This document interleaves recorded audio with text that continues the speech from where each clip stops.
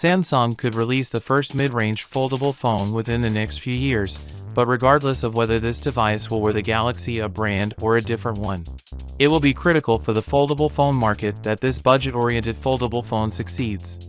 I believe that the real test for foldable display technology has yet to come, and will be passed once foldable phones get widely accepted by the mid-range segment.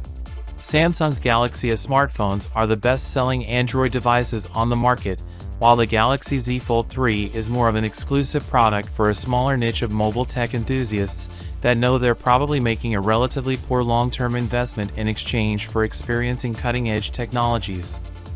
But in my opinion, it's only after Samsung releases its first mid-range foldable phone under the $800 mark that we can be sure whether foldable display technology is a fad of its time or the way of the future.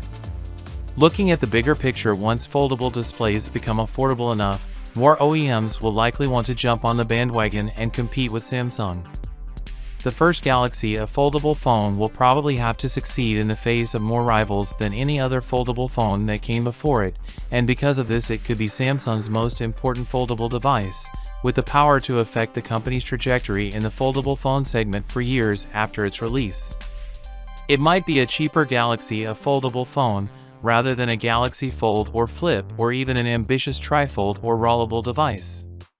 That will determine whether foldable display technology is a gold mine with long-term staying power or a short-term technological achievement, and earlier rumors suggested that Samsung could release its first Galaxy A foldable phone in 2025.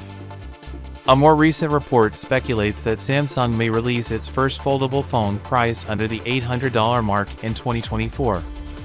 Of course, for all the latest content on the Galaxy Z Fold 4, be sure to subscribe, and as always, I'll see you tomorrow. Peace out.